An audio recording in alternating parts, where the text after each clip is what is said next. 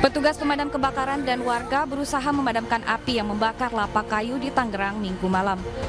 Petugas kesulitan memadamkan api karena sumber air yang jauh dari lokasi kebakaran. Diduga kebakaran dipicu dari warga yang membakar sampah di dekat lapak kayu hingga menyebar dengan cepat.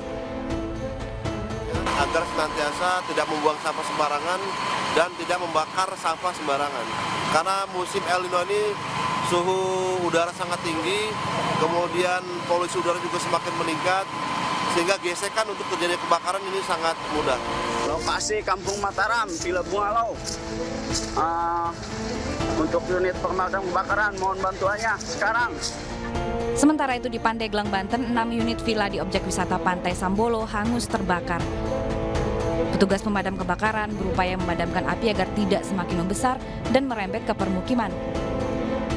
Kebakaran terlihat pada jam 4 sore dan diduga akibat puntung rokok yang dibuang sembarangan.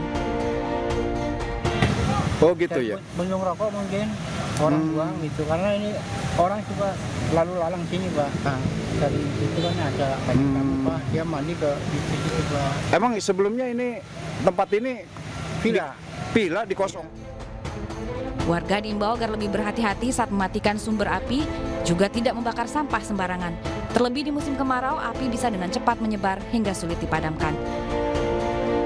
Dari Tangerang dan Pandeglang, Sukron, Iskandar Nasution, iNews melaporkan.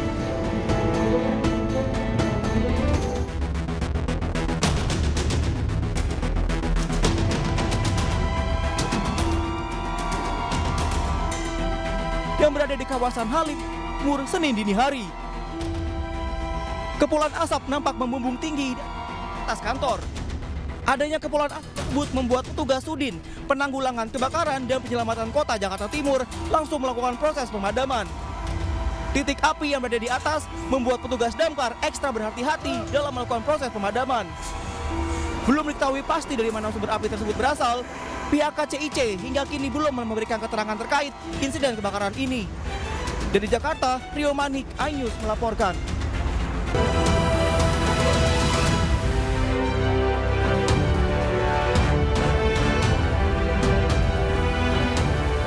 Halo, selamat siang pemirsa, apa kabar Anda hari ini? Senang sekali saya Gede Satria dan rekan saya. Ya, saya Anggi Pasaribu pemirsa kembali hadir menemani Anda dalam iNews Siang.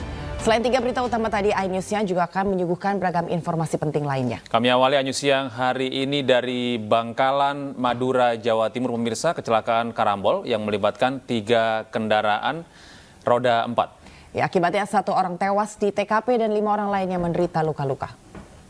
Tidak ada nih kesehatan.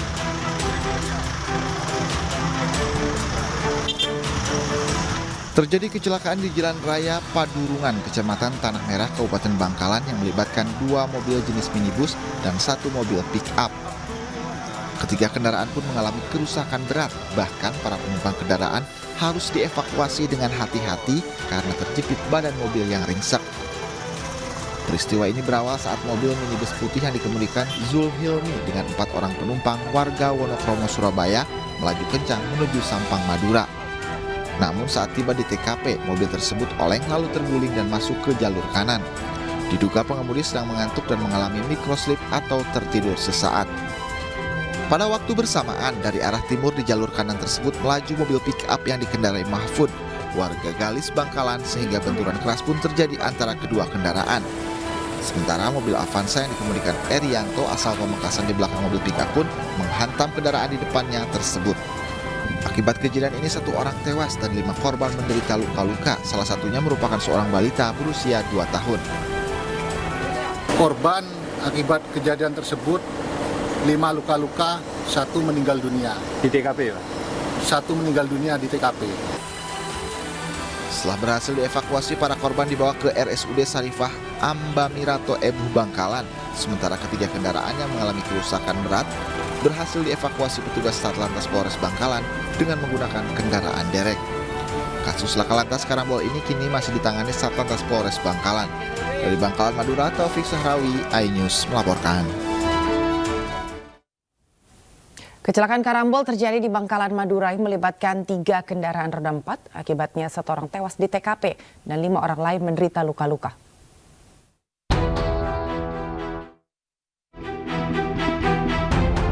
Mobil yang ditumpangi istri Gubernur Nusa Tenggara Barat, Sri Yulianti, terlibat kecelakaan di Jalan Bypass Bil Mandalika, Kabupaten Lombok Tengah. Kecelakaan terjadi antara mobil dan sepeda motor yang dikendarai Jupriyadi bersama istri dan 1 orang anaknya. Kedua kendaraan tersebut datang dari arah yang bersamaan, dari arah barat Batujai menuju arah timur Mataram. Namun sesampainya di lokasi kejadian, mobil menabrak sepeda motor yang berada di depannya. Akibatnya sepeda motor tersebut langsung terseret sejauh 10 meter hingga terlempar ke atap rumah warga. Akibat kejadian ini 3 orang mengalami luka-luka. Ketiga korban langsung dievakuasi warga ke puskesmas terdekat. Namun 1 orang yakni balita berusia 2 tahun meninggal dunia. Kalau kita lihat kayaknya kecepatan tinggi mungkin ya. Jadi tidak bisa dia mungkin ambil rem. Kecepatan tinggi. Korbannya langsung dievakuasi sama warga sini. Sama bapak, ibu langsung dibawa ke puskesmas.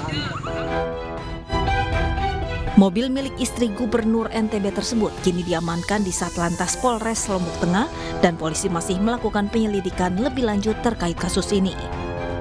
Dari Lombok Tengah, Nusa Tenggara Barat, Emma Widiawati, iNews melaporkan.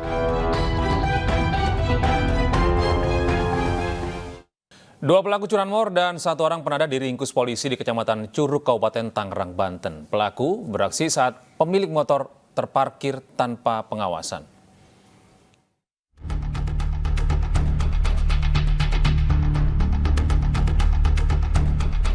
Inilah rekaman CCTV saat 2 pelaku curanmor beraksi di permukiman warga di Kecamatan Panongan, Kabupaten Tangerang, Banten.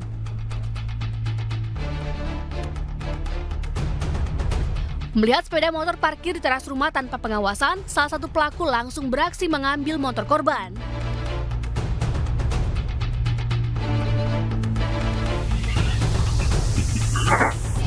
Berbekal rekaman CCTV, polisi akhirnya menangkap salah satu pelaku, yakni SP, di rumah kontrakannya di Kecamatan Curug, Kabupaten Tangerang.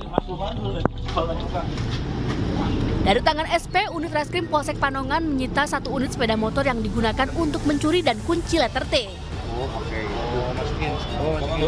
Polisi juga berhasil menangkap 1 pelaku lain berinisial BB yang merupakan residivis kasus pencurian aki mobil.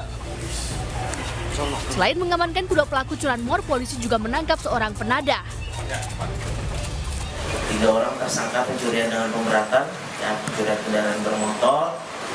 Dengan tersangka 3 orang, yang pertama inisial S, yang kedua inisial BB, yang ketiga inisial S juga. Dengan barang bukti 3 buah sepeda motor, yang pertama motor Mio, Scoopy, dan motor Vario. Ketiganya kini mendekam di tahanan Polsek Panongan untuk menjalani pemeriksaan. Dari Kabupaten Tangerang, Banten, Aimarani, iNews melaporkan. Pemirsa, seorang pria ditangkap warga saat mencuri kotak amal di sebuah masjid di Kecamatan Padang Utara, Kota Padang.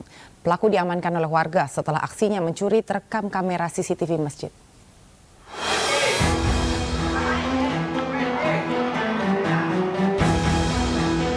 Dalam rekaman CCTV di sebuah masjid di daerah Belanti, Kecamatan Padang Timur, Kota Padang ini, terlihat seorang pria memasuki masjid dan menuju ke arah kotak amal yang berada di dekat pintu. Pelaku melancarkan aksinya dengan mencongkel kotak amal dengan obeng dan mengambil uang yang ada di dalamnya. Warga yang curiga dengan aksi pelaku membawa kotak amal ke kamar mandi langsung menangkap pelaku dan membawanya ke Mapolsek Padang Utara untuk diproses secara hukum. Pelaku yang merupakan residivis kasus curanmor di Mentawai ini mengaku telah beraksi di 4 masjid yang ada di kawasan Padang Utara. Si pelaku masuk ke dalam masjid dan diperhatikan oleh pengurus masjid, dia membawa kotak amal menuju arah ke WC. Nah, setelah itu WC tersebut ditangkaplah oleh pengurus masjid dengan warga yang di sekitaran Lolong Belanti. Ya, terdapat kotak amal tersebut sudah dipecahkan kacanya. Atas perbuatannya, pelaku dijerat dengan pasal 362 KUHP tentang pencurian dengan ancaman hukuman maksimal 5 tahun penjara. Dari Padang, Sumatera Barat, Budi Sunandar, iNews melaporkan. Pemirsa, polisi meringkus 7 pengedar narkoba yang hendak mengedarkan narkoba jenis sabu dan pil double L di wilayah kota Mojokerto, Jawa Timur. Dalam aksinya, para pengedar menjual narkoba dengan cara membentuk komunitas di grup WhatsApp.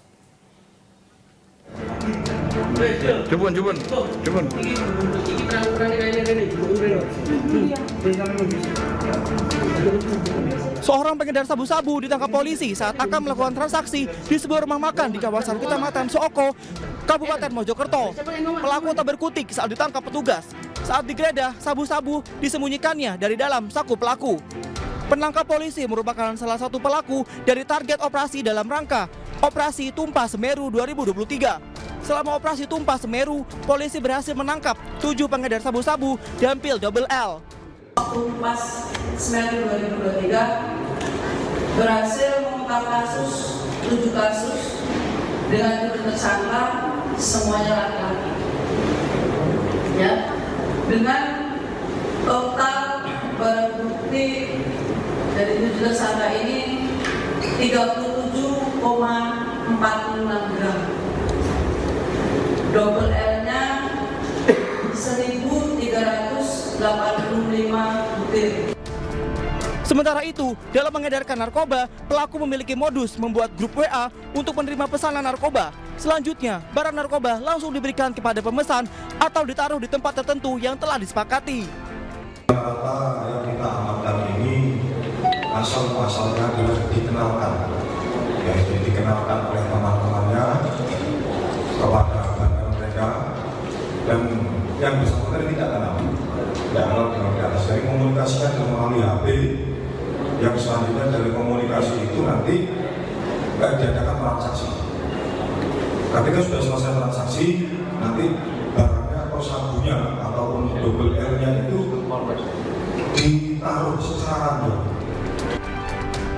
Para tersangka pun kini dijerat Undang-Undang Narkoba dan Penyalahgunaan Obat Terlarang dengan ancaman hukuman penjara di atas 5 tahun. Dari Kota Mojokerto, Salahuddin, iNews melaporkan. Tawuran antar remaja kembali pecah di Penjaringan, Jakarta Utara. Tetap di iNews yang pemirsa, kami akan kembali sesaat lagi.